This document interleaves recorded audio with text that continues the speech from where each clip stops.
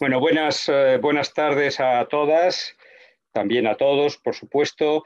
Eh, claro, uno tiene que empezar con un cierto agradecimiento al equipo que se ha esforzado sistemáticamente en estas sesiones, pero mucho más allá también de estas sesiones, ¿no?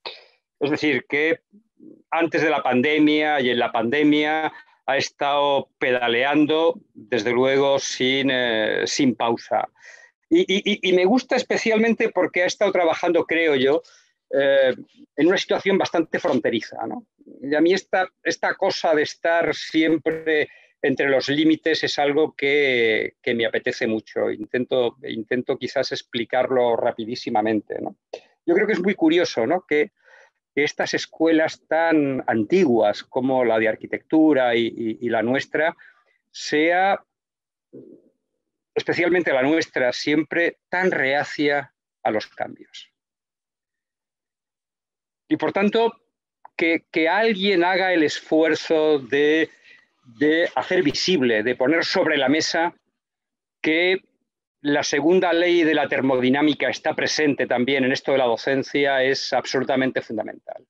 Es decir, que si nos paramos, nos morimos. Y es curioso en ese sentido cómo somos tan reacios a cambiar los supuestos paradigmas docentes.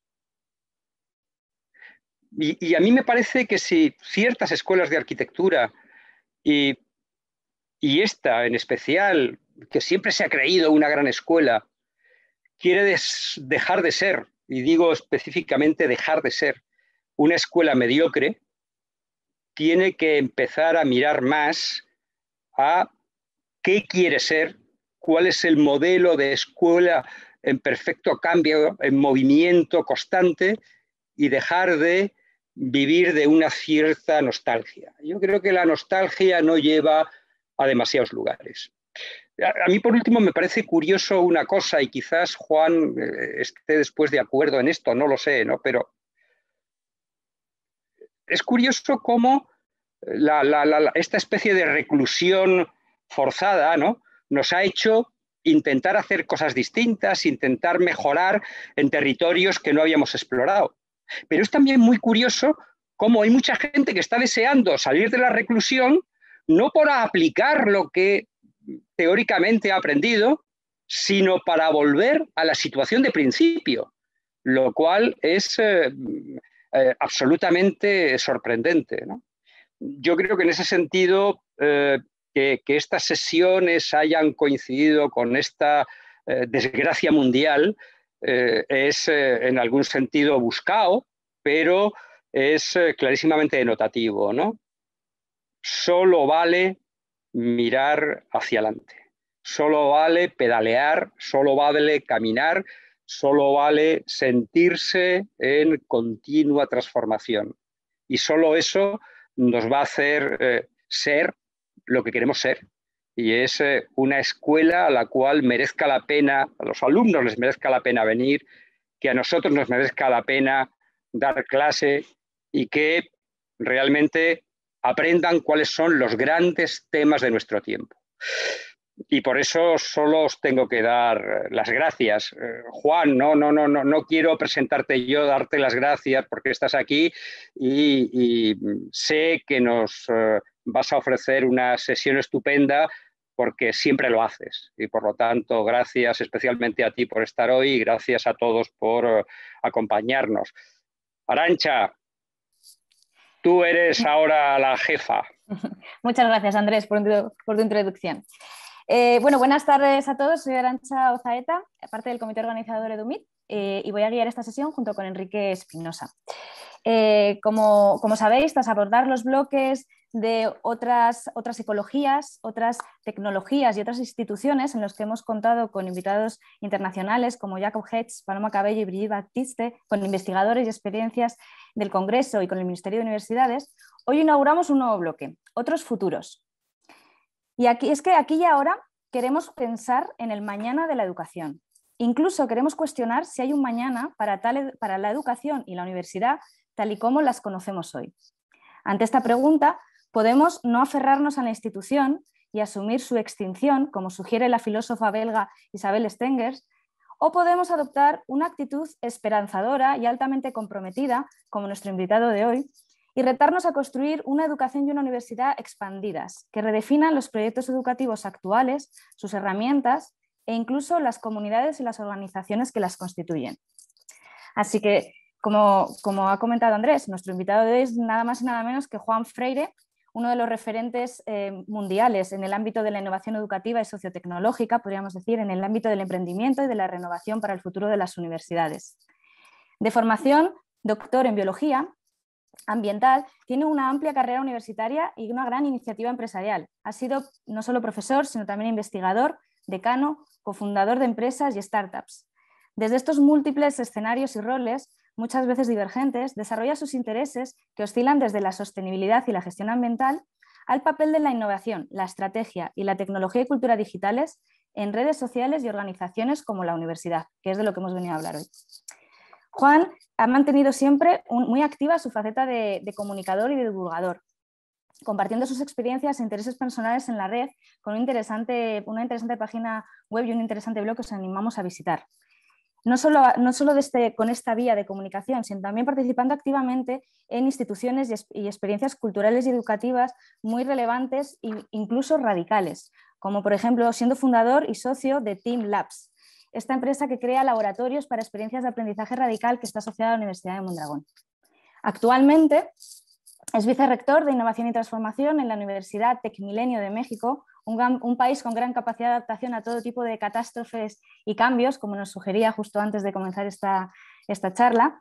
Y sin más, Juan, bienvenido y muchísimas gracias por estar aquí con nosotros. Simplemente queremos explicaros ahora unas cuestiones organizativas de la sesión antes de darle paso a Juan, y es que esta sesión la hemos titulado Alternative University Futures to Survive and Flourish, o Futuros Alternativos para una Universidad que sobreviva y florezca. Constará de dos partes, como suelen constar estas sesiones: una primera presentación de 20 minutos por parte de nuestro invitado, en la que nos ofrecerá una visión más conceptual y estratégica, y luego seguiremos unos 25 minutos de conversación abierta en la que incluiremos las preguntas del público, en la que ya entraremos en más detalles y en cuestiones específicas. Tenemos un tablero de Miro. En paralelo a esta sesión desarrollamos, como todos sabéis, un tablero de notas común que está gestionado por Manu Pascual y por los mentores del Máster de Proyectos Arquitectónicos Avanzados del departamento. Nos ayudarán en esta ocasión Pedro, Sol, Carlos, Tony y Tomás. Muchas gracias a todos vosotros por ayudarnos a construir esta experiencia expandida de la sesión, en la que nos gustaría invitaros a todos vosotros que nos acompañáis a que entréis, participéis, incluso colaboréis en la construcción de este panel y esta conversación transversal. Ahora mismo colocaremos bueno, de hecho ya está colocado el link en el chat, podéis uniros por ahí. Y finalmente, nos gustaría animaros a que durante la sesión de Zoom, que muchas veces son no tan interactivas como nos gustaría que utilizáis el chat para hacernos aquellas preguntas que queréis que lancemos al invitado en la última parte de la sesión, incluso para compartir cualquier comentario o reflexión que queráis. Así que sin más dilación, Juan, te damos la palabra. Muchísimas gracias, Arantxa, y gracias a todos, a toda la escuela y los organizadores por la invitación y por la oportunidad de conversar con vosotros. Bueno, pues voy a compartir pantalla. Confesaba antes que había decidido no usar presentación y hoy por la mañana decidí sí usar presentación. No sé si es buena idea, porque la idea es que sea muy breve lo que os cuento ahora para después poder entrar en las preguntas, que creo que van a ser muy, muy interesantes, ¿no? Entonces, la presentación voy a sobrevolar sobre ella. Obviamente, en 20 minutos me gustaría lanzar algunas ideas que después podremos desarrollar y posiblemente no podamos profundizar en muchas de ellas.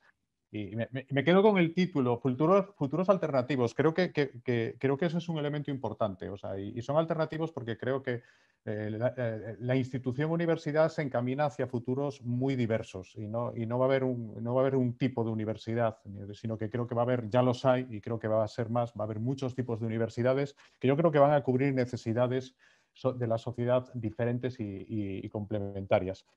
Y escogí el tema de sobrevivir y florecer y era un poco una provocación, porque yo creo que la transformación de las universidades es una cuestión de supervivencia y esa es un poco mi hipótesis y la de mucha otra gente, pero también es la ocasión de realmente cumplir nuestra misión, ¿eh? Y cumplir la misión por la que nacimos. ¿Y por qué hay que cambiar para cumplir una misión que llevemos ejerciendo centenares de años? Bueno, pues porque el mundo cambia constantemente y necesitamos adaptarnos a ese mundo, en transformación. Obviamente voy a hablar de educación, no voy a hablar de investigación, no voy a hablar de vinculación, esas tres misiones de la universidad. O sea, hoy no voy a hablar de ello, pero creo que la evolución de la educación en sí misma hará que pase algo que yo creo que es muy importante en la universidad, que es que se integren y digamos que no haya tres compartimentos estancos, sino que aprender, investigar, vincularse, sean tres caras si queréis, de la misma moneda, de una moneda tridimensional, ¿no? Y eso generará múltiples oportunidades. ¿Cuál es el problema? Bueno, pues el problema, ¿cómo decirlo? El problema es que la universidad es una institución que ha sido muy estable y, si queréis, yo creo que muy conservadora. Ha cambiado muy poco ha cambiado muy poco en las últimas décadas o centenares de años, ¿no? Pues básicamente somos una institución en la que servimos a un público que son gente joven que decide estar 4 años con nosotros o 5, bueno, mayoritariamente en el ámbito educativo, y tenemos unos campus donde hay unos profesores y hay unos estudiantes y hay muchos procesos de innovación pedagógica.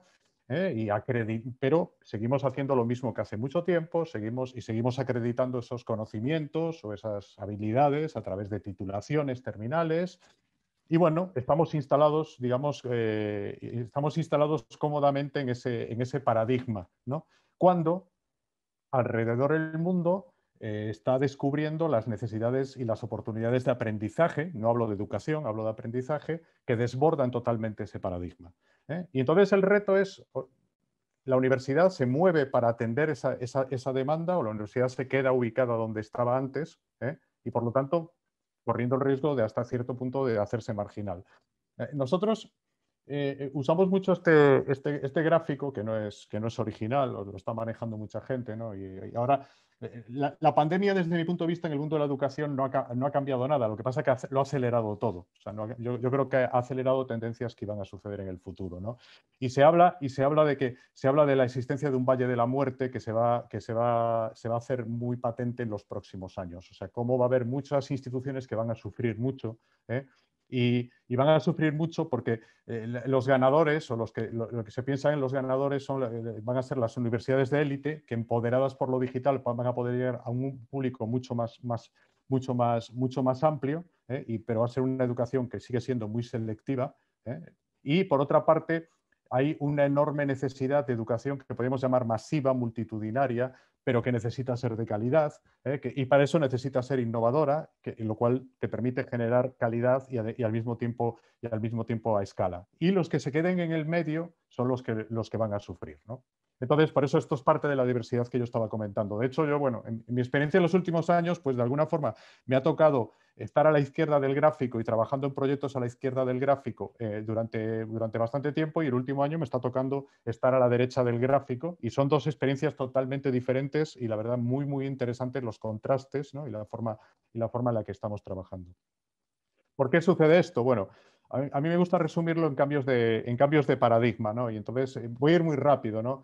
Algunos paradigmas en los que estábamos muy instalados, pero que creo que han cambiado, ¿no? El paradigma de la edad y del tiempo. La universidad era para gente joven, que durante 4 años se preparaban para los siguientes 40. Bueno, pues ahora, más allá de la exageración de hablar tanto del aprendizaje para toda la vida, es una realidad. O sea, las necesidades de aprendizaje no se restringen en esos 4 años, y todos sabemos que seguramente tendremos que aprender constantemente y cambiaremos de trabajo muchas veces, ¿no? Hay mucha gente que habla de que ahora vivimos en un currículum de 60 años, pero es un currículum complicado, ¿no? en el que no está separada la vida y el trabajo, sino que básicamente trabajas y aprendes a la vez, ¿no?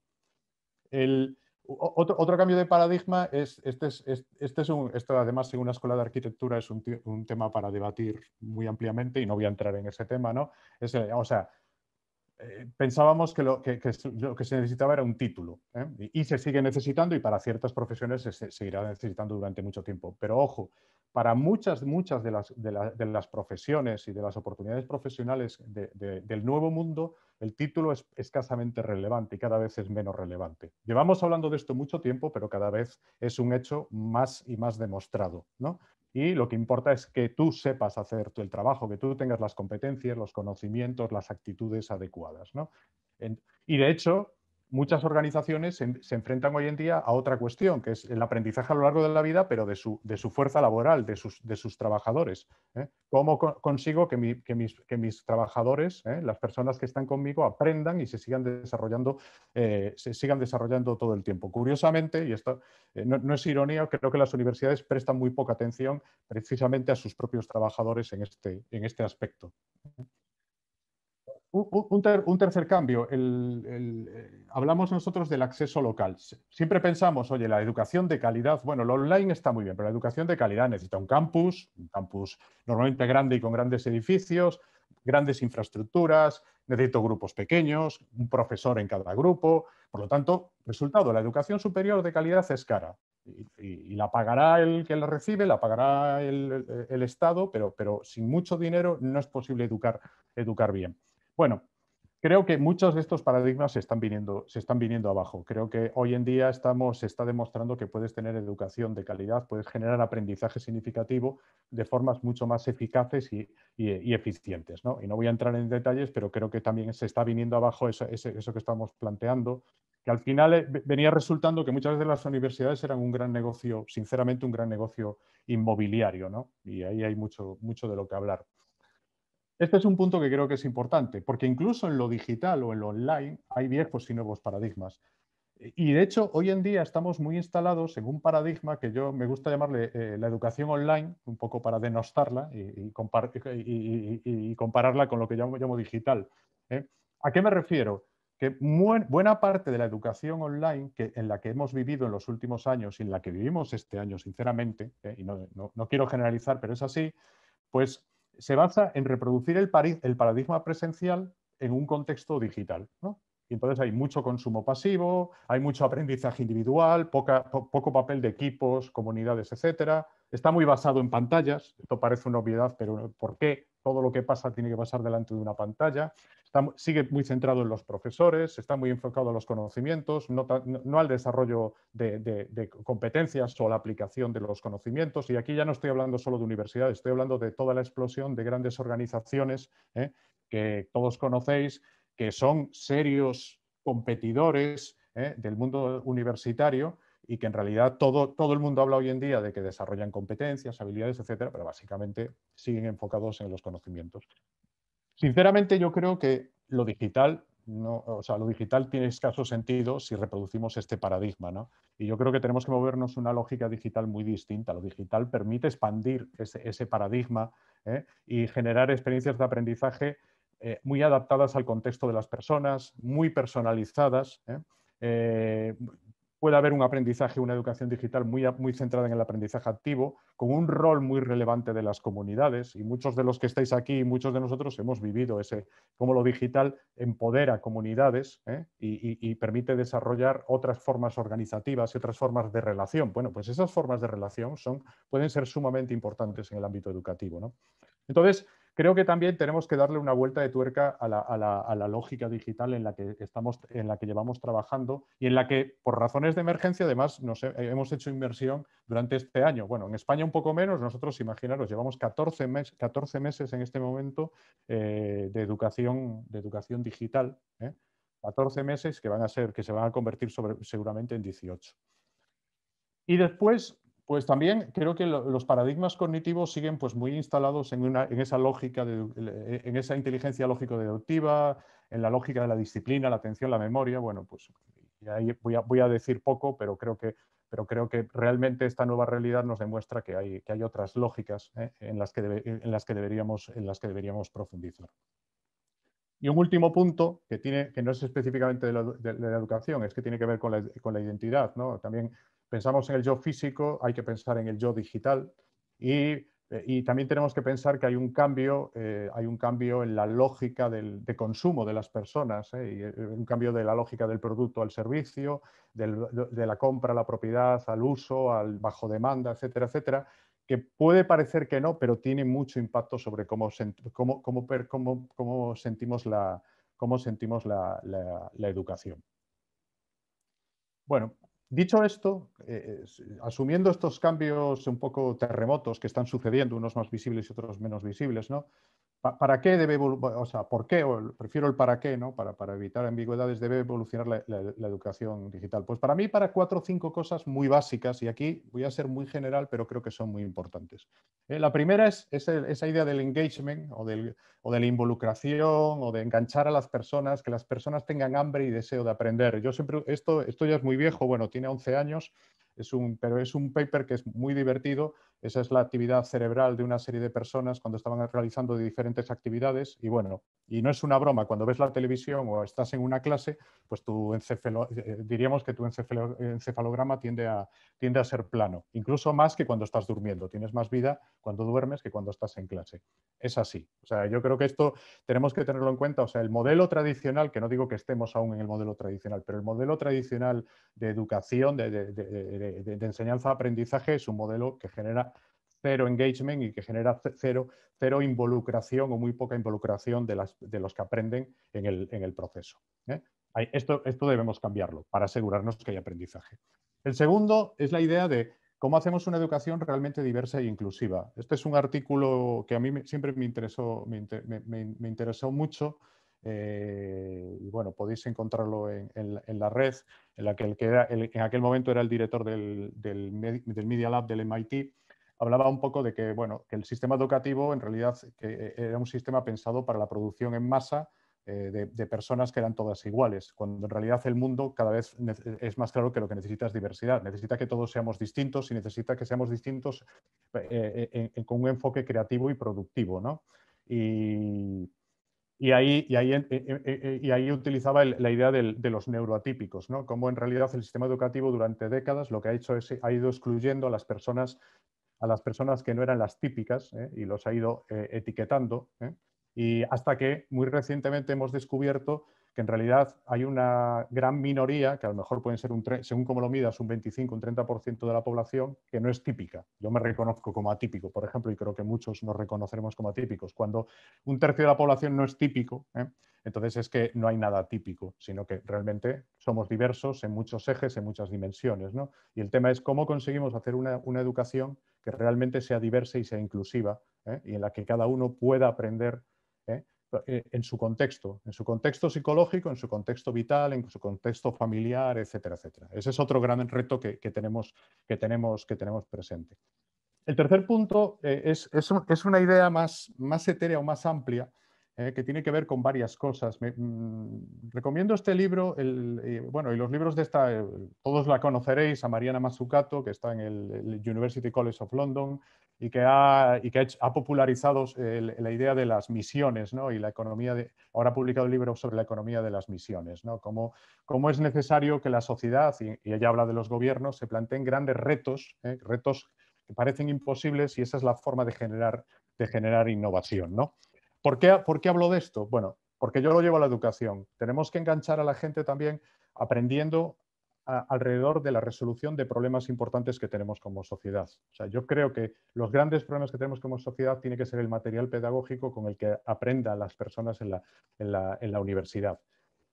¿Y por qué eso es importante? Bueno, porque esas grandes misiones, esos grandes retos tienen una peculiaridad, no se resuelven desde las disciplinas. Y no nos olvidemos que las universidades son ultradisciplinares.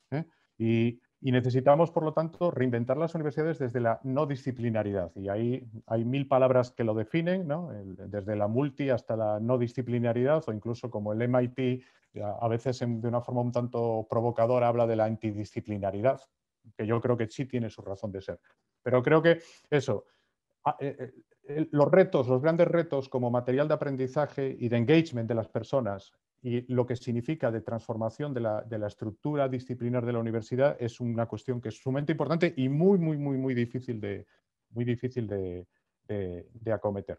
Yo hace un par de años me preguntaba el presidente de mi institución, del Tecnológico de Monterrey, ¿tú qué harías? Le decía yo, cerraría todas las escuelas. Y se me quedó mirando, ¿tú estás loco? Le dije, bueno, porque son la representación de lo disciplinar. Ya toca eliminar las disciplinas, ¿no? Y Otra idea relacionada con la anterior, esta idea de los que, bueno, a los arquitectos, diseñadores os sonará mucho, de los wicked problems, ¿no? De los problemas retorcidos, que en realidad es un poco la continuación de lo que comentaba antes. Creo que los problemas retorcidos, esos problemas que no tienen nunca solución, una solución completa, y que necesitan múltiples puntos de vista, son material increíble para el aprendizaje, pero normalmente lo que hacemos es un poco tratar como niños a los que aprenden y ofrecerles problemas sencillos que puedes atacar desde una disciplina. Bueno, pues creo que también tenemos que hacer una pedagogía basada en los problemas retorcidos, que son los problemas a los que se enfocan las misiones que comentaba antes y son los que conectan con el propósito de la gente, con el deseo o la necesidad de aprender de la gente. Y para eso, y ya con esto termino esta parte, para esto se necesita un perfil de competencias muy diferente al habitual. Se habla mucho del modelo T, de hecho este es el modelo que seguimos en el Tecnológico de Monterrey y ese es el reparto, un poquito, ¿no? O sea, nosotros decimos, oye, aspiramos a que nuestros egresados pues tengan un 20 o un 45% de competencias multidisciplinares y un 55 o un 80% de las disciplinares, lo cual eso implica que de su disciplina saben menos que si le dedicasen el 100% de su tiempo, por supuesto, ¿no? Entonces creo que esto es importante y creo que esa parte multidisciplinar, como le llaman en el TEC, o a veces se le llama soft skills o power skills, como queráis llamarlo, ¿no? Y que no solo son competencias, son actitudes, son valores, es una cultura, creo que es muy, muy, muy importante. No sé si debe ser un 20%, un 50%, pero creo que es un elemento muy importante. Acaba de nacer en Londres, de hecho aún no está la primera cohorte, la Escuela Interdisciplinaria de Londres, la London Interdisciplinary School, que es la primera universidad que se crea en el Reino Unido en no sé cuántos años, que tiene una única carrera. Y es una carrera, ellos le llaman interdisciplinar. O sea, fijaros que va en contra de todas las corrientes. Ellos dicen, lo único que vamos a tener es una carrera en la que la gente va a manejar una serie de disciplinas y las va a mezclar y las va a trabajar de otra forma, se va a enfocar a retos, a misiones, etcétera, y aspiramos solo a que la gente estudie esta disciplina. Me parece un planteamiento al menos radical e interesante, ¿no? Y además pensemos, y esto es un informe del Foro Económico Mundial que todos conoceréis, y además sabemos que las habilidades o las competencias que digamos que cada vez necesitamos más, pues tienen no son estrictamente disciplinares. Muchas tienen que ver con el mundo de la tecnología, pero muchas tienen que ver con lo relacional, con lo emocional, con lo cognitivo a ciertos niveles, etc. Y es más, ciertas habilidades más físicas, manuales, básicas, pues están realmente perdiendo su relevancia. Entonces tenemos que darle una vuelta por completo a qué esperamos que la gente aprenda con nosotros. Que esperamos que la gente aprenda por nosotros, porque yo creo que ahí tenemos que cambiar muchas cosas, ¿no? Al final, me gusta esta frase, que ya tiene sus años, de Alvin Toffler, ¿no? Que me parece que es, al final lo interesante sería que la gente desarrollase esa capacidad de aprender, desaprender, reaprender constantemente. Esa metacompetencia, por decirlo de alguna forma, creo que sería el objetivo. Si conseguimos eso, conseguimos todo lo demás en el tiempo que las personas estén con nosotros. Bueno, ya para terminar, voy rápido. ¿Hacia dónde debemos evolucionar? O sea, ¿cómo podemos lograr esas transformaciones? Yo siempre planteo esta pregunta, ¿no? ¿Nos estamos preparando realmente para la educación que necesita la sociedad? ¿Cuál es nuestra propuesta de valor hacia las personas que se supone que aprenden con nosotros, ¿no? Es muy interesante este informe de Gartner y no me gusta normalmente mucho el trabajo de las consultoras, pero tengo que reconocer que este informe es muy interesante y ellos plantean, oye, hoy en día vivimos en dos mundos de universidad y en función de dos drivers, de dos fuerzas, que es la fuerza del impacto que va a tener. Ellos hablan de la inteligencia artificial, hablemos de tecnología más en general, aunque sí creo que la inteligencia artificial va a tener un impacto, está teniendo un impacto brutal. Si el impacto es a pequeña escala o si el impacto es radical, y la otra fuerza es el tipo de credenciales. Si el mundo se orienta hacia credenciales clásicas, reconocidas por una universidad, por un gobierno, etcétera, etcétera, o si nos estamos orientando, o si cada vez van a ser más valoradas, digamos, credenciales de pequeña escala, con una diversidad de acreditadores, etcétera, etcétera. Pues en función de eso, imagina varias formas de evolucionar varias formas de evolucionar la universidad, y podemos imaginar un futuro en el que al menos va a haber estos cuatro grandes tipos de universidades, y posiblemente las dos que están en los cuadrantes superiores son las que van a ser más importantes o más relevantes en el futuro. Algunas ideas ya de resumen final. Yo creo que la educación no se va a basar en el paradigma físico, centrado en los cursos, profesores, programas, sesiones sincrónicas. No creo que se va a basar en eso. La educación va a necesitar ser muy flexible, muy eficiente, muy diversa y muy significativa para las personas, y cosas que sinceramente creo que ahora no lo es. Ninguno de estos adjetivos define la educación actual, y estoy generalizando. Creo que la educación digital es parte de la respuesta, sinceramente, porque la educación digital puede ser fatal o puede ser también permitir la diversificación, flexibilización, etc. Para mí toda la educación del futuro va a ser digital, aunque suceda en el campus.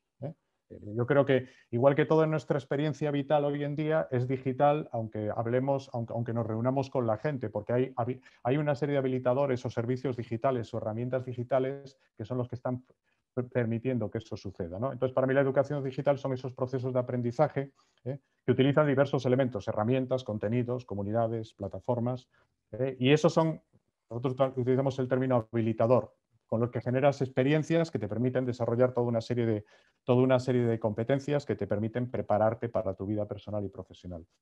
Y creo, y esta es una hipótesis fuerte para nosotros, en lo que estamos haciendo ahora, creo que hay un elemento que va a ser esencial en el futuro. Nosotros le llamamos acompañamiento, para no decir mentorización, coaching, lo que queráis. O sea, creemos que el rol del profesor clásico va a ir reduciendo su relevancia, la está reduciendo mucho, y va a emerger un rol que lo podrán jugar los mismos profesores, por supuesto, u otras personas, no estoy prejuzgando quiénes van a ser las personas, que es el rol del que acompaña. ¿Y qué es el que acompaña? El que acompaña es el que, a mí me gusta explicarlo como, en lugar de dar las respuestas, es el que hace las preguntas, te ayuda a generar las reflexiones necesarias y te ayuda a tomar las decisiones, ¿no? Entonces, en un mundo digital enormemente diverso y complejo, el acompañamiento es esencial para no perderte en el camino. Si me permitís una broma, seguro que a todos hemos deseado tener un acompañador cuando entramos en Netflix y estamos decidiendo qué es lo que queremos ver esa noche, y dedicamos más tiempo a explorar lo que ver respecto al tiempo que dedicamos a ver una película, ¿no? Es una broma, pero no es una broma. El mundo digital es enormemente complicado y por supuesto, ese rol de acompañamiento no es un rol solo de humanos, es un rol que seguramente va a tener mucho elemento algorítmico y automatizado, ya lo está teniendo, y después igual podemos hablar de algunos ejemplos, y yo creo que es algo que va a suceder mucho también en el mundo de las comunidades de aprendizaje. Esa ha sido siempre una razón de ser de la universidad, pero no declarada, que sucedía de forma orgánica. Es lo bueno de estar en un campus. El bueno de estar en un campus es que soy parte de una comunidad, aunque nadie me acredite como tal, y en esa comunidad es donde realmente aprendo. Aprendo más fuera del aula que dentro del aula, posiblemente. Por lo menos esa fue mi experiencia, ¿no? Pero claro, cuando nos vemos a un mundo complejo, híbrido, etcétera, deslocalizado en muchas ocasiones, ya no puede ser un proceso orgánico, porque no sucede muchas veces, ¿eh? Y eso es el drama que hemos vivido durante este año, ¿eh? Entonces necesitamos diseñar y generar comunidades de aprendizaje que son parte del proceso de acompañamiento. Bueno, me paso esto, que serían algunos atributos, no quiero entrar en detalle. Y ¿cómo hacer todo esto? Bueno, aquí no pretendo dar una receta y menos universal. Os cuento un poco cómo lo estamos haciendo nosotros. Se dijo antes que ahora yo juego un papel de innovación y transformación. Bueno, pues me está tocando básicamente en una universidad, pues transformarla hacia un futuro próximo, hacia un modelo radicalmente distinto, ¿no? Y nosotros digamos que lo estamos haciendo de esta manera, y creo que aquí hay muchos aprendizajes.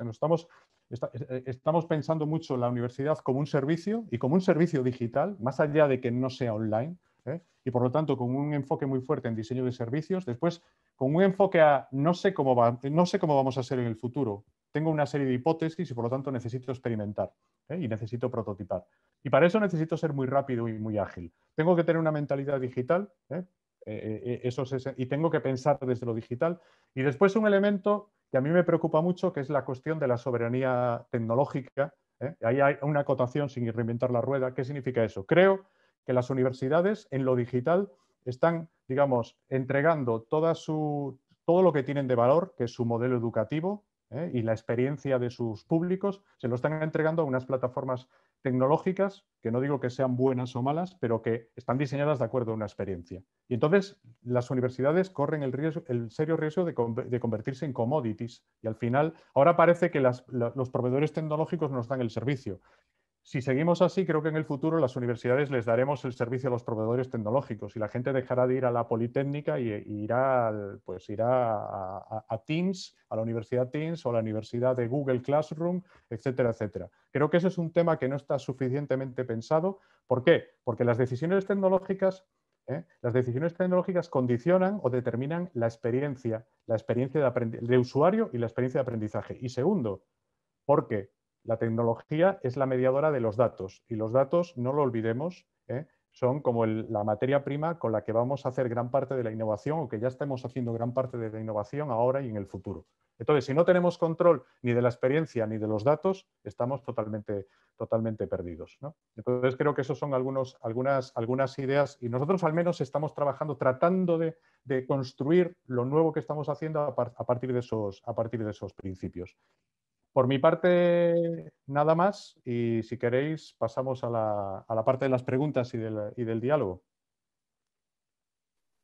Muchísimas gracias, Juan. Ha sido una presentación muy interesante. No solamente has establecido, estás de acuerdo con nosotros que tenemos que seguir cuestionando nuestros futuros alternativos para la universidad, sino que nos propones, nos analizas, ¿no?, este cambio de paradigma que estamos casi viviendo y percibiendo, aunque no enunciando correctamente muchas veces.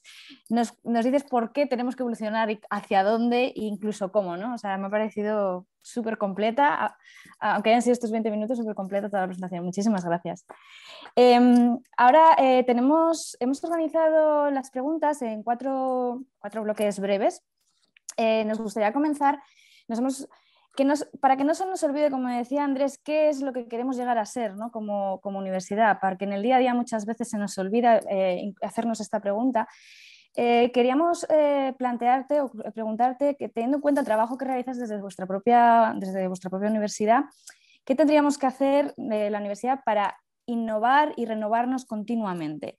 Has hablado de los retos imposibles de Mariana Mazzucato, ¿no? Proponernos eso, mínimamente tenemos que proponernos retos imposibles, pero nos gustaría preguntarte por qué tipo de organizaciones, rutinas y metodologías serían fundamentales para que no se nos olvide cuestionarnos esta innovación constantemente. Mira, no sé si seguramente no tengo respuesta, tengo algunas ideas e hipótesis. Es que no es trivial. O sea, creo que yo aludía a la universidad como una institución muy conservadora y con poca capacidad de transformación. Y sinceramente pienso que es así, ¿no? Porque sigue operando con un modelo que ha cambiado muy, muy poco, ¿no? Y por lo tanto que es muy exitoso, ¿no? Porque lleva mucho tiempo con nosotros y sigue teniendo su papel en la sociedad. Pero eso refleja muchas dificultades a la hora de establecer la posibilidad de la transformación, ¿no? Y en mi intervención aludía a una de esas peculiaridades, el tema de la disciplinariedad. Y puede haber gente que defienda que lo disciplinario está bien. Yo defiendo que ya no es el momento de lo disciplinario, es mi punto de vista y los argumentos. Pero si queremos cambiar eso, esa es una batalla importantísima. ¿Por qué? Porque las estructuras organizativas y las estructuras de poder de las universidades están basadas en las disciplinas. Ese sería un primer elemento. El segundo elemento es que cuando quieres hacer innovación, todo se pone en tu contra. Es muy difícil cambiar la maquinaria, ¿no? Una cosa que nosotros, y esto es un aprendizaje que hemos tenido en los últimos meses, en nuestro caso, nosotros nos dimos cuenta de que, digamos que a finales del 2020 elaboramos un plan estratégico para el 2025. Básicamente, el plan estratégico pues es una carta a los Reyes Magos, como todos los planes estratégicos, pero esa carta a los Reyes Magos dice, oye, en el 2025 deberíamos ser radicalmente distintos a como somos ahora. ¿Por qué? Porque ahí hay una gran necesidad-oportunidad y porque además, si no, lo vamos a pasar muy mal. Y lo vamos a pasar muy mal no por otras universidades, que también, sino lo vamos a pasar muy mal porque el aprendizaje ya no tiene solo que ver con las universidades, ¿no? Y hay muchos competidores y muchos riesgos que están a nuestro alrededor. Y claro, y dijimos, bueno, vamos a hacer realidad el plan estratégico. Y una cosa que nos dimos cuenta era que era imposible avanzar al ritmo que requeríamos si mezclábamos, nosotros decimos, si mezclábamos la operación con la innovación. O sea, que las mismas personas se preocupasen a la vez de que la universidad funcionase de manera impecable, de que los estudiantes de hoy en día tuviesen la educación que necesitaba, de que todo funcionase, y después, en parte de su tiempo, yo ahora voy a innovar y voy a poner en cuestión todo esto. O sea, yo opero algo que debe funcionar perfecto y después lo pongo en cuestión. Y decidimos hacer algo, que es algo que hemos implementado hace un par de meses, que era crear una especie de unidad autónoma que le llamamos vicerrectoría, en nuestro caso, pero bueno, que es una unidad autónoma que tiene la misión, y ahora que creo que no hay nadie en mi universidad, de, si queréis, de destruir la universidad actual hacia el futuro. Destruirlo de buenas maneras, ¿no? O sea, destruirlo, pero de forma inclusiva con la gente. Esto es una broma, pero es así, ¿no? Y entonces, y estamos experimentando con un modelo que al menos nosotros nunca habíamos experimentado, que es una unidad, un equipo dedicado a crear lo nuevo, pero con una vocación de transformar, o sea, de establecer puentes y alianzas con lo que ya existe. Y entonces, le dedicamos muchísimo tiempo a negociar y a decidir en qué trabajamos juntos, en qué trabajamos separados, en qué cosas yo no me quiero implicar o qué cosas sí me quiero implicar de lo que pasa al otro lado, en la universidad. Entonces, creo que ese es otro elemento importante. Y eso, a ver, para una universidad es nuevo, pero para grandes organizaciones, todas lo saben y saben que realmente los procesos de innovación y de innovación disruptiva, sobre todo, requieren este tipo de estructuras alternativas. Porque si no caes en otra cosa que también está muy tipificado, que es el teatro de la innovación, ¿no? La innovación como juegos, ¿no? En los que todo el mundo se lo pasa muy bien, pero tiene cero impacto hasta que la gente se cansa y dice, ya no quiero más, ¿no? Entonces, yo creo que esas dos cosas, la lucha, o sea, y que están relacionados, el cómo rompes lo disciplinar, ¿eh? Lo puedes romper de manera radical o lo puedes romper a partir de ciertas unidades. Hay universidades que han roto con lo disciplinar, hay universidades que tienen estructuras disciplinares y después tienen sus experimentos que le llaman de otra forma, donde se junta gente de distintas disciplinas y a esa gente la valoran y la reconocen por su trabajo no disciplinar, porque hay que reconocerlo de forma distinta, porque no son tan competitivos en términos de papers con respecto a sus colegas disciplinares. Y la segunda es cómo generas capacidades de innovación. Y para mí ahí es cómo generas la dosis adecuada de innovación, pero no rompes, porque si no creas un problema, ¿no? Creas un virus en el mal sentido.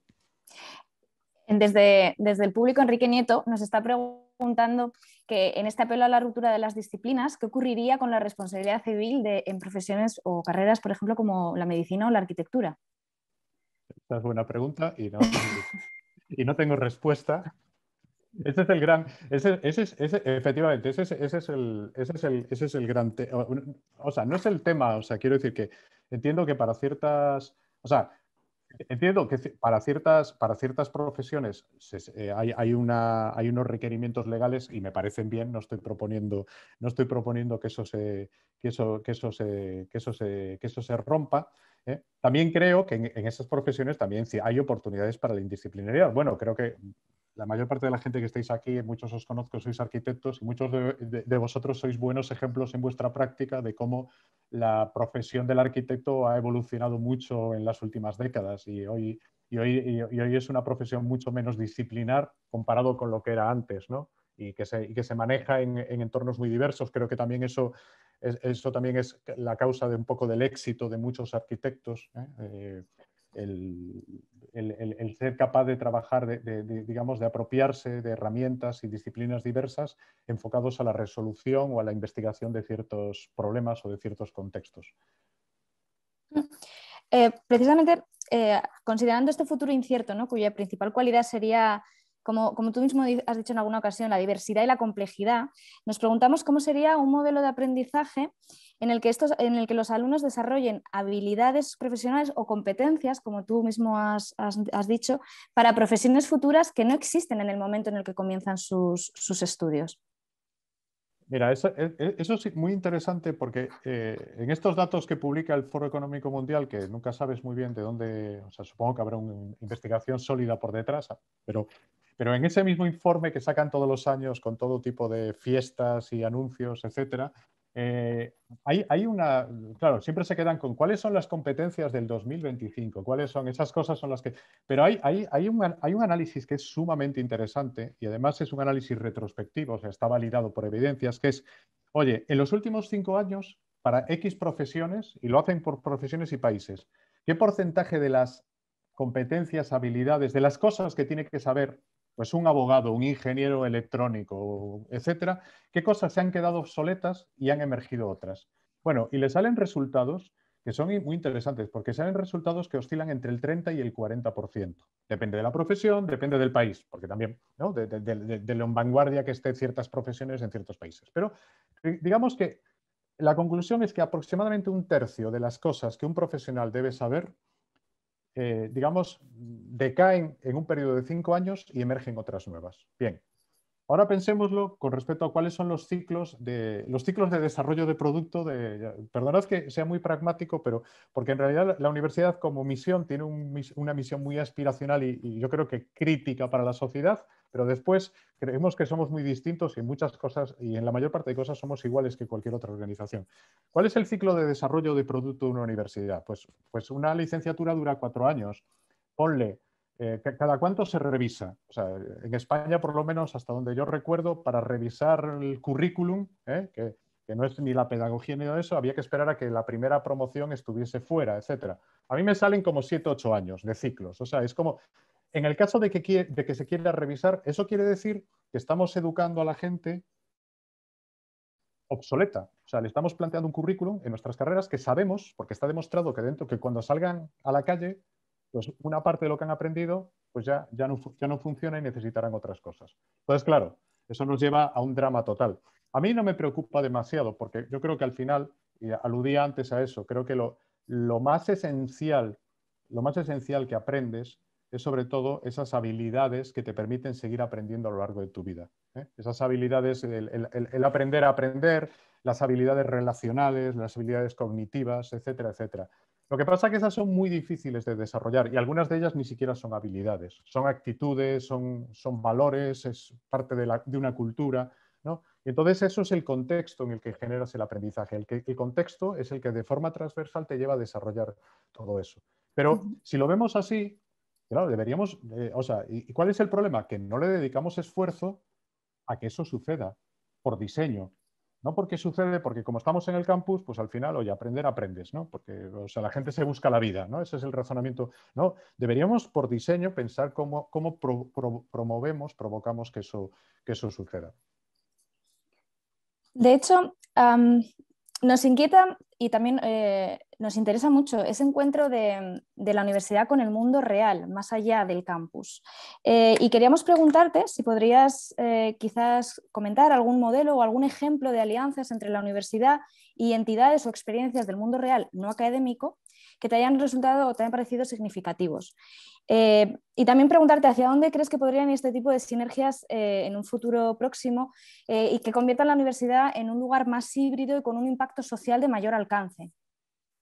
Sí, puedo comentar. Sí, mira, hay una cosa que a mí me fascina de Latinoamérica, de la universidad en Latinoamérica, es que está mucho más conectada, y es muy criticable muchas veces, pero está realmente mucho más conectado con su sociedad. Y me refiero a su territorio, sus comunidades, más con lo inmediato, etcétera. Eso a veces puede generar, si utilizas los indicadores convencionales y te pretendes comparar en rankings, pues a lo mejor tu producción científica es de peor, entre comillas, peor calidad, etcétera. O sea, eso penaliza. Pero al mismo tiempo, creo que genera otro modelo de institución, que la pena es que muchas universidades, precisamente por posicionarse en los rankings, por competir a nivel global, han ido abandonando esas cosas que son poco productivas, ¿no? Pero creo que hay muchos ejemplos muy, muy relevantes. Y que prácticamente todas las universidades tienen un área que está al mismo nivel que la investigación dedicada a la vinculación. Y en ese área, de formas muy distintas, se plantean, o sea, se conectan con su entorno y con sus comunidades, identifican problemas y tratan de trabajar con mayor o menor éxito, tratan de trabajar para apoyar en la resolución de esos problemas. Eso a veces se traduce en proyectos de investigación, a veces se traduce en actividades educativas, de aprendizaje, etcétera, etcétera, ¿no? Pero creo que es un elemento importante. Un ejemplo que yo, aunque esté mal hablar de nosotros mismos, pero me parece como un ejemplo a gran escala, es el Tecnológico de Monterrey. Tiene un modelo educativo, lo llamamos PEC 21, y es un modelo que quizás su elemento, su atributo fundamental es la idea de los retos reales. ¿Y eso qué significa? Significa que por diseño, y esto es importante, por diseño, cualquier estudiante se pasa al menos, yo creo que es más, pero al menos el 60% de su tiempo trabajando en proyectos que intentan resolver problemas.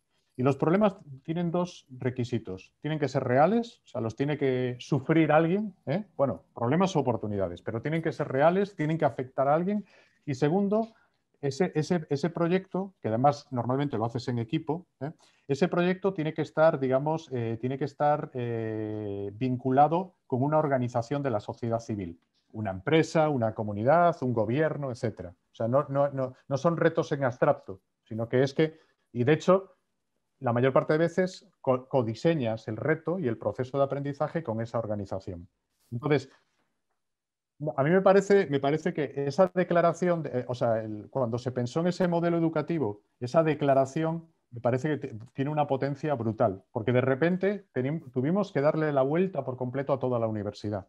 O sea, de hecho, tuvimos que crear estructuras y organizaciones para gestionar todas las relaciones con la sociedad civil, porque el volumen que teníamos que manejar era enorme. Tenemos que repensar nuestra pedagogía, porque era otra forma de aprender, otra forma de trabajar. Entonces, me parece un ejemplo de, además, cómo es posible, de una forma aparentemente sencilla, que es declarando a partir de ahora esto va a ser así, le das la vuelta por completo a toda la universidad. No digo que todos los modelos deban ser así, ni mucho menos, pero es un buen ejemplo de cómo la vinculación, la relación con la sociedad se convierte en el eje principal de una universidad. Ahora nos gustaría preguntarte por metodologías y herramientas como concretas, o intentar concretar un poco. Por ejemplo, hablabas de este futuro educativo que incorporará el modelo híbrido, ¿no? Esta digitalización como un habilitador. Y en alguna de tus escritos nos has comentado que este modelo híbrido reservará la enseñanza presencial para encuentros de alto valor. Nos preguntábamos por estos encuentros de alto valor, si podrías nombrar algún formato o algún referente de estos encuentros que consideres que seguirán sucediendo presencialmente. Y también al plantearnos esta mayor hibridación o mayor digitalización de la universidad, nos planteamos cómo se redefinirá el campus universitario para acoger esta nueva modalidad, ¿no? Y qué otros espacios o redes fuera del campus es necesario que integremos. Wow. Sí, es que está muy relacionado una cosa a la otra. Empiezo con una anécdota. Nosotros empezamos las clases a las 7 de la mañana, así, por Real Decreto, ¿no? O sea, bueno, es una forma de acomodar horarios, etcétera, ¿no? Y os aseguro, esto es una apuesta que hago aquí, que no va a haber más clases a las 7 de la mañana para que un alumno vaya al campus, se siente en una clase, en un salón que llamamos en México, para escuchar a un profesor. Porque la gente ha descubierto que nuestros estudiantes han descubierto no tiene sentido. Eso que siempre hacíamos, eso ya no lo quiero hacer más. No lo voy a hacer nunca más. O sea, a no ser que me obliguen. Y la institución está tomando nota de ese rechazo, que me parece lógico. Entonces, es un buen ejemplo de cómo hay actividades tradicionales de la universidad que, digamos, dejan de tener sentido en el formato convencional. Que no digo que no tengan que suceder, pero pueden suceder en otros formatos de una manera mucho más conveniente o cómoda para todos. Entonces, eso nos lleva al, oye, ¿cuál es el sentido que tiene el campus en el futuro? Sobre todo ese es un problema para las universidades. O sea, es un problema porque las universidades tienen un patrimonio fundamental al que le otorgan mucho valor, que es el campus, y al que le dedican mucho dinero de mantenimiento, infraestructuras, etcétera, etcétera, ¿no? Claro, si analizaseis todas las universidades, o como ellos se llaman a veces neouniversidades, o sea, toda la gente que hace educación, aunque no tenga la etiqueta de universidad, que han nacido en los últimos años, casi ninguno tiene campus. O si tiene un campus, tiene espacios, son mucho más efímeros, ligeros y muy poco costosos. O sea, ¿por qué? Porque saben que el valor de lo que hacen no está en la infraestructura física. Entonces, eso nos lleva a varias cuestiones. Primero, creo que el valor del campus, yo sí creo que los campus tienen un valor. Creo que el valor se va a mover sobre todo al aspecto más relacional del campus, ¿no? Al aspecto de el campus como una infraestructura de servicios. Bueno, escuela de arquitectura, pues hay un montón de cosas que la gente tiene que hacer, que necesita máquinas, espacios, etcétera, etcétera. Pues esos son servicios que tú necesitas utilizar, ¿no? Y pueden estar en un campus. Entonces es relacional, servicios, y después un valor en la dimensión de equipo y comunitaria. O sea, si nos movemos a un aprendizaje activo, pues un aprendizaje activo requiere mucha interacción entre personas, ¿no? de equipos de trabajo, de comunidades, y el campus puede ser el espacio ideal para que eso suceda, ¿no? Entonces, eso creo que esas tres dimensiones creo que son importantes. Esto nos lleva a otra reflexión. Oye, ¿y qué campus necesitamos? Porque claro, ahora tenemos campus muy grandes, bueno, es muy variable, pero os hablo de nosotros. Campus muy grandes, como eran grandes, normalmente los poníamos en la periferia de las ciudades, porque era donde podías tener un campus grande, eso sí, son perfectos, entras y es maravilloso, todo funciona muy bien, etcétera, etcétera, ¿no? Pero claro, ahora nos estamos encontrando con que a lo mejor están sobredimensionados en algunos aspectos, a lo mejor no están en la ubicación apropiada, a lo mejor no tienen los servicios apropiados. Os cuento otra anécdota. Nosotros, y aquí hablo de Tec Milenio, no del Tec, ahora estamos ensayando un modelo de campus que es una especie de son coworkings realmente, aunque no le llamamos así, pero y que están pensados para adultos. En México hay muchos adultos que estudian en la universidad cuando ya tienen 30, 40 años y ya se lo pueden permitir, y es una forma de progresar profesionalmente, y nosotros tenemos muchos adultos que aprenden con nosotros. Y queremos tener muchos más, además. Y hemos descubierto que para esa gente, esos nuevos campus son muy, muy importantes. Y no porque vayan allí a escuchar a un profesor, que a veces van y lo escuchan. Es que dicen, es que este es mi lugar de relación. Yo salgo de trabajar y me paso aquí un rato, o a la hora de comer me paso aquí un tiempo, me encuentro con mis colegas, con mis amigos, aprovecho porque estamos haciendo un proyecto, etc. Tiene esa dimensión relacional y de trabajo en equipo. Pero para eso no necesitas un campus enorme. De hecho, el campus enorme no lo podrías tener, por ejemplo, como nos pasa a nosotros en el centro de Ciudad de México, un lugar en el que no podrías tener un campus, pero puedes tener un espacio mucho más pequeño. Entonces también nos lleva yo creo que nos vamos a un futuro más como redes de espacios que están dispersos y ubicados en lugares estratégicos de las ciudades, y ahí las ciudades son muy distintas entre sí, que os voy a contar a vosotros, y las universidades atienden a gente muy, muy, muy, muy diferente también, y por lo tanto no hay ubicaciones idóneas ni estructuras idóneas, sino que tendrán que estar muy adaptadas a las necesidades de las personas. Fenomenal. Muchas de las herramientas que propones, que podrían ser ejes de una nueva estructura docente, más en línea con este futuro alternativo de la universidad que propones, o de universidad expandida, necesitan constancia y largos periodos de tiempo de intercambio entre profesor y estudiante, pero muchas veces no disponemos de ese tiempo. Entonces creemos que el tiempo en el fondo es un parámetro muy importante para redefinir esas estructuras. Entonces queríamos preguntarte qué podríamos llegar a conseguir con asignaturas trimestrales como las que tenemos en nuestra universidad, y también cuáles serían esos grupos de aprendizaje quizás más apropiados para estos modelos. Sí, es que, a ver, el tiempo sí es muy, muy importante. También es cierto que muchas veces le damos mucha importancia al tiempo porque lo que generamos son unidades totalmente desconectadas del resto, y por lo tanto queremos que esa unidad sea lo suficientemente larga para provocar el cambio, ¿no? O sea, trabajamos muy en la dimensión micro y o sea, trabajamos dentro de mi asignatura y no trabajamos tanto dentro de la experiencia del que aprende. La experiencia del que aprende, o sea, yo me podría ir al otro lugar y podría decir, oye, en realidad es irrelevante si las cosas duran una semana, 5 semanas, 15 semanas, si hay una continuidad, si hay una experiencia continua, ¿no? Por eso decía antes que es importante el tema de diseño de servicios. O sea, cómo generas una experiencia que sea continua, más allá de que después tú tengas tus compartimentos. Pero es que no diseñamos así. O sea, que no creamos así la oferta educativa. Yo casi diría, usando el lenguaje del diseño, que el problema de la duración de las asignaturas, etcétera, etcétera, debería ser un problema de back-end y el front-end debería ser una experiencia continua. Eso es lo que yo creo que debería ser. Y sería la forma de romper con esa... Os cuento que nosotros, ahora en el tecnológico, en el TEC, cuando cambiamos el modelo educativo, tomamos una decisión que fue muy discutida, porque las materias, que bueno, dejaron de llamarse así, pero podían durar 5, 10 o 15 semanas. 15 semanas es un semestre completo y 5 semanas es muy poco tiempo, es un mes y una semana. Y entonces había como un cierto drama, pero ¿cómo en 5 semanas? O sea, esto va a ser una locura, etcétera, etcétera.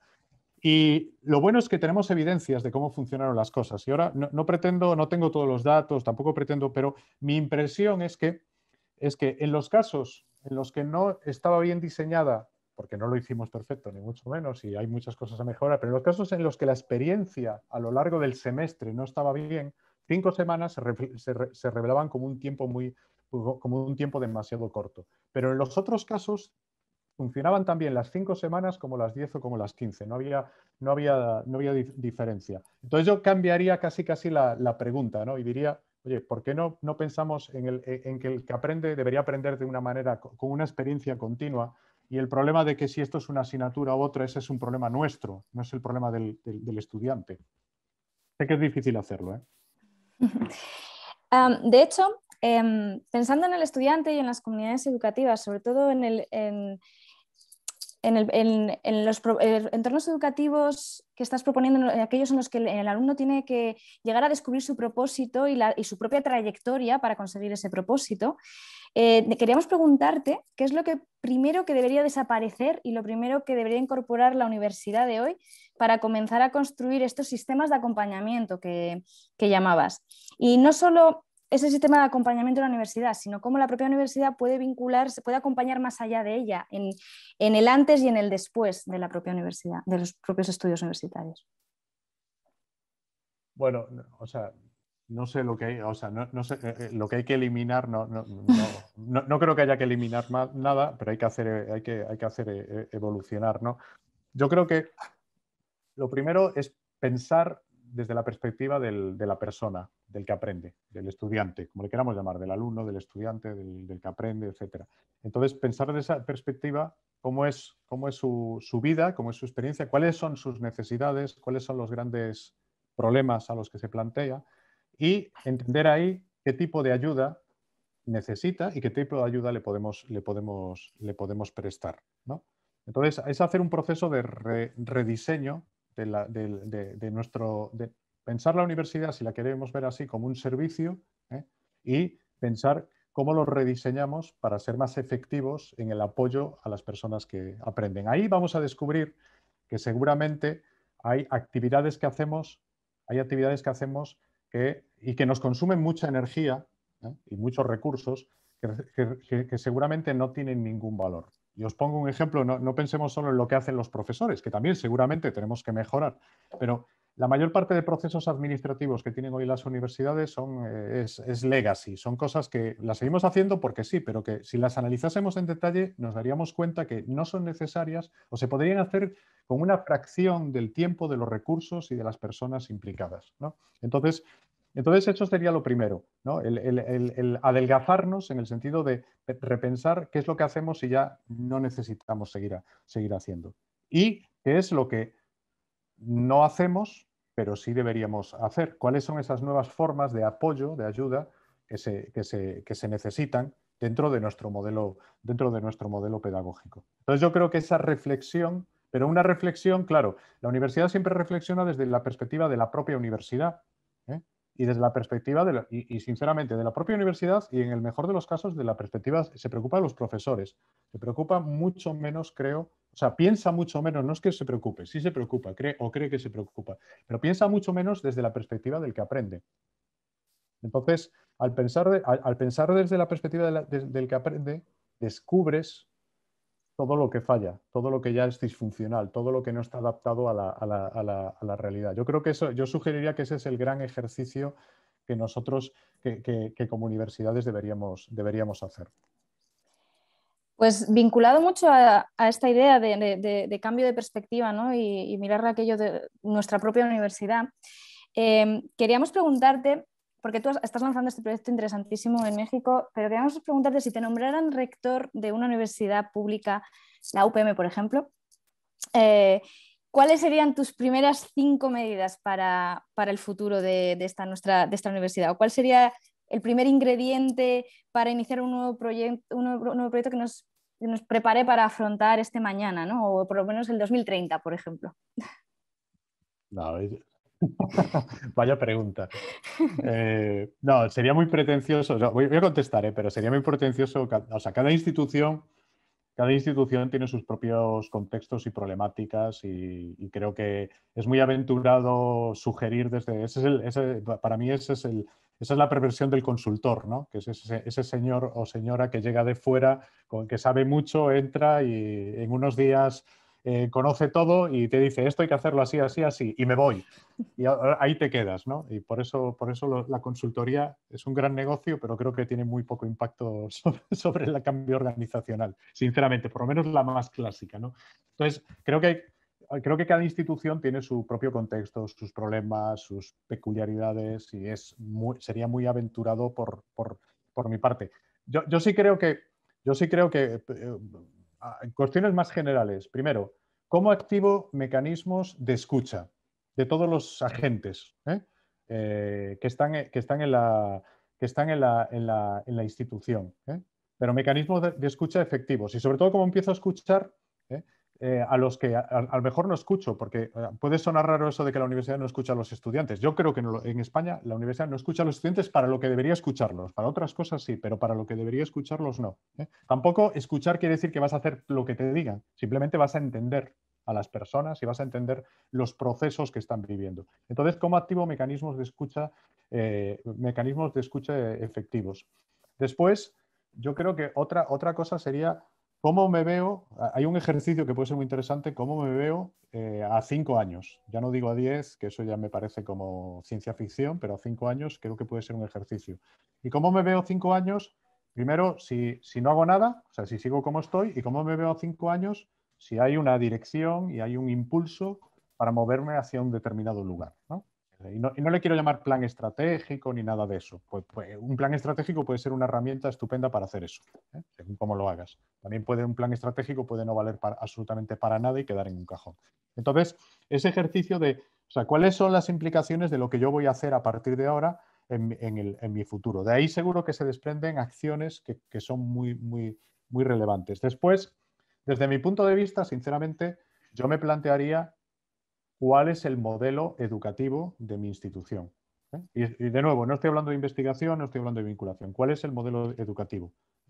Tengo un modelo educativo, lo tengo de facto porque hacemos las cosas de una manera y a lo mejor es estupendo, pero ¿cuál es?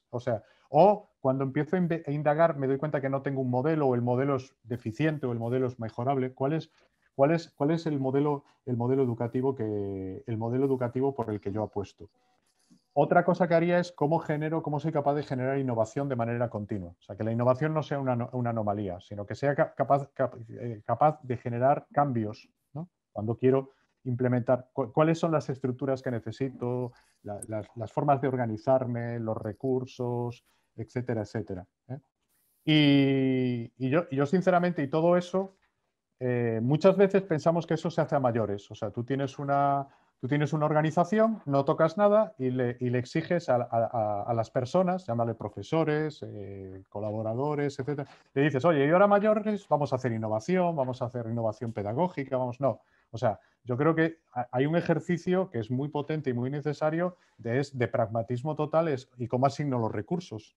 O sea, si descubro que a 5 años necesito hacer cosas muy importantes porque si no lo voy a pasar muy mal, pues de dónde salen esos recursos y de dónde dejo usar recursos para que lleguen a otro lugar, etcétera, etcétera.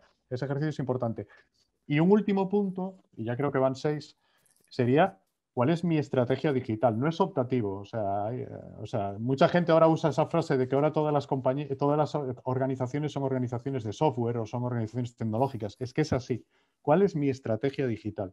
O sea, ¿cómo voy a utilizar en el futuro los datos que estoy generando y que no sé ni que los genero, pero que tienen un valor enorme? ¿Cómo los protejo esos datos? ¿Cómo les saco partido en beneficio de los públicos? ¿Qué infraestructuras necesito? ¿Cómo la tecnología afecta a la experiencia de mis usuarios? O sea, una serie de cuestiones que que muy pocas universidades se están planteando seriamente porque lo han externalizado, porque vienen unos señores de fuera que le dicen, yo te doy la solución, tú no te preocupes, yo ya te instalo todo y esto es facilísimo, tú no te tienes que preocupar de nada. Creo que esas son algunas cosas que sí o sí cualquier institución se debe plantear. Y una cosa, en este mundo sin fronteras, etcétera, muchas universidades en el mundo lo están haciendo de una forma muy, muy seria. Lo que pasa es que muchas de estas cosas no se cuentan nunca, que son cosas que están para adentro, que se están organizando, que están haciendo, etcétera. Pero hay universidades, decía, la mayor parte no están haciendo nada, pero las que lo están haciendo cosas fascinantes, ¿eh?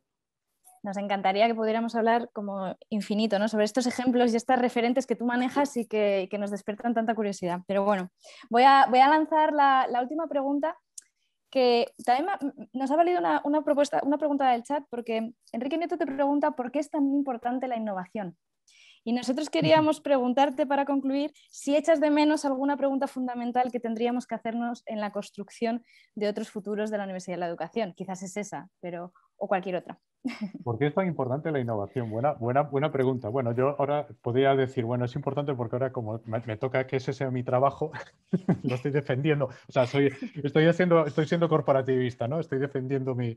No, a ver, ¿por qué es tan importante la innovación? Porque cuando estamos en un medio, no sé si eso hay que llamarle innovación, pero la capacidad de adaptarte, de evolucionar, o sea, la capacidad de la institución de aprender, ¿eh? Si queréis, o sea, ¿por qué? O sea, a lo mejor tenemos que irnos a esta lógica de organizaciones que aprenden. Al final, las organizaciones que aprenden se adaptan a las necesidades emergentes, a los cambios que suceden y, por lo tanto, la consecuencia es que están innovando, están haciendo las cosas de manera distinta, ¿no? Entonces, yo sí creo que estamos en un momento, en un periodo enormemente complejo y lleno de cambios, ¿no? Y de muchas incertidumbres y de muchas dudas, etcétera, etcétera. Entonces, creo que por eso es tan importante que las organizaciones aprendan, no solo las personas, las organizaciones, y que traduzcan eso en algo que le llamamos innovación, porque es hacer las cosas de manera diferente. Pero también estaría muy de acuerdo con una visión muy crítica de la lógica de innovación, porque la innovación ha estado de moda durante mucho tiempo y los resultados, los beneficios que han generado estas estrategias de innovación de las organizaciones son muy, muy, muy discutibles, ¿no? Han sido muchas veces, como decía antes, casi más un teatro que una realidad. O sea, yo creo que la innovación interesante es la que sucede de manera orgánica. O sea, cuando todos estamos en una cultura digamos, de adaptación, de aprendizaje y de cambio continuo o al ritmo que nos requiere nuestro contexto. Y otra parte crítica creo que es importante es también muchas veces es la innovación porque sí, ¿no? Porque innovar es cool y es moderno y es lo que toca. No, yo creo que eso es bastante peligroso y bastante poco productivo, además. Pues muchísimas gracias, Juan. Se nos ha acabado el tiempo. Hemos disfrutado muchísimo de la conversación contigo. Sí que hemos aprendido. Hoy hemos sido una gran comunidad que hemos aprendido muchísimo y te lo agradecemos toda tu generosidad. Y también quería dar las gracias a todos vosotros por seguir con nosotros aquí en Zoom, ser tan activos en el chat. Y a todo el equipo organizativo de Dumit, a Jesús, Concha, Carlos, Manu, Rodrigo, Paula, Enrique y María, a todos muchas gracias por vuestro trabajo. Os invitamos especialmente a todos a asistir a la próxima sesión del próximo lunes 17 de mayo, que será la segunda sesión de este bloque de Otros Futuros, en el que continuaremos con estas líneas que nos ha abierto Juan, tan interesantes, desde el punto de vista de una selección de autores de papers y experiencias que han participado en el Congreso y que hemos titulado Especulaciones políticas, ficciones y afectos en la docencia. Así que, de nuevo, Juan, muchísimas gracias y a todos por estar aquí. Nos vemos pronto.